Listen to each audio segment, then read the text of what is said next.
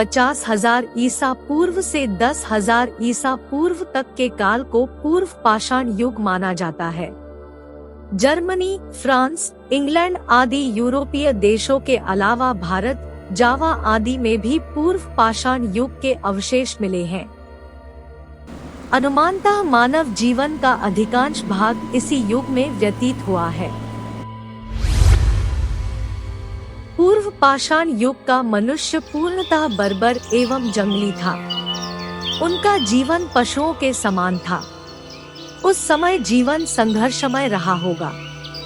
हिंसक जानवरों और प्राकृतिक आपदाओं के कारण उनका जीवन सदैव खतरे में रहता था। मनुष्य की मूलभूत आवश्यकताओं में रोटी, कपड़ा और मकान का हमेशा से ही अत्यधिक महत्व रहा है। मनुष्य की भी यही 3 आवश्यकताएं थी। जीवित रहने के लिए भोजन बहुत महत्वपूर्ण है। उन दिनों मनुष्य की जीविका का कोई स्थिर आधार नहीं था। उन्हें कृषि या पशुपालन का कोई ज्ञान नहीं था। इसलिए लोग कंदमूल या जंगली जानवरों का मांस खाकर अपना पेट भरते थे। लोग मांस कच्चा या पकाकर खाते थे। भोजन पूरा होने के बाद शरीर की रक्षा की आवश्यकता महसूस हुई। आरंभ में मनुष्य नग्न ही रहा होगा। उन्होंने झाड़ियों, खाड़ियों और गुफाओं में छिपकर खुद को प्रतिकूल मौसम से बचाया। अपने शरीर की रक्षा के उद्देश्य और लज्जा की भावना से प्रेरित होकर आदिमानव ने अपने शरीर को पेड़ों की छाल, पेड़ों की पत्तियों और जानवरों की खाल से ढकना शुरू कर दिया। आदिमानव को जीवनयापन में बहुत असुविधा थी।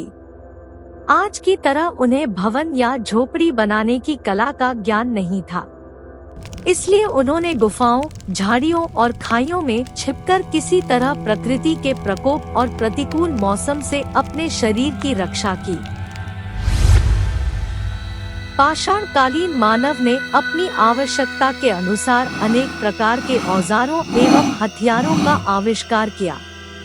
मनुष्य के आदिम हथियार उसके हाथ और पैर थे। बाद में उन्होंने लकड़ी और पत्थरों के हथियार बनाए। लकड़ी के उपकरण टिकाऊ नहीं होते थे। अतः पत्थरों का प्रयोग बढ़ गया।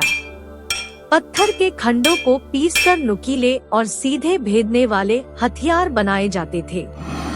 इस प्रकार पहले पत्थरों से पक्षी, भाले, खंजर, कुल्हाड़ी, मूसल, हथौड़ा आदि उपकरण बनाए जाने लगे और बाद में हड्डियों, सींगों और हाथी दांत से हथियार बनाए जाने लगे।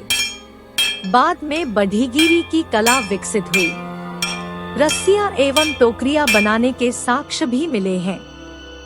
इस युग में मनुष्य धनुष बाण का प्रयोग भी करने लगा। इसी काल में मनुष्य ने आग का आविष्कार और प्रयोग किया। यह इस युग का सबसे महत्वपूर्ण आविष्कार था। अग्नि के प्रयोग से मनुष्य की अनेक समस्याएं हल हो गई। घनी झाड़ियां जलाई जाने लगी। आग से भयानक जंगली जानवर भाग गए। आग का ज्ञान प्राप्त करने के बाद मनुष्य ने अपने शिकार को भूनकर खाना शुरू कर दिया। इसके साथ ही उन्होंने खुद को कड़ाके की ठंड से भी बचाना शुरू कर दिया। प्रारंभ में मनुष्य अकेला रहता था। समाज संगठित नहीं था। सामाजिक बंधन ढीले थे। विवाह समारोह शुरू नहीं हुआ था।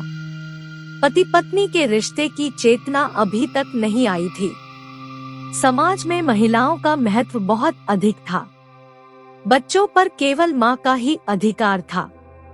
मानव विज्ञानियों ने इस आदिम समाज को स्त्री प्रधान या मातृसत्तात्मक समाज माना है। समय के साथ मनुष्यों ने समूहों और संगठनों के महत्व को समझा। टोलियों या झुंड में रहने से आदिमानव का अस्तित्व अधिक सुरक्षित प्रतीत होता था।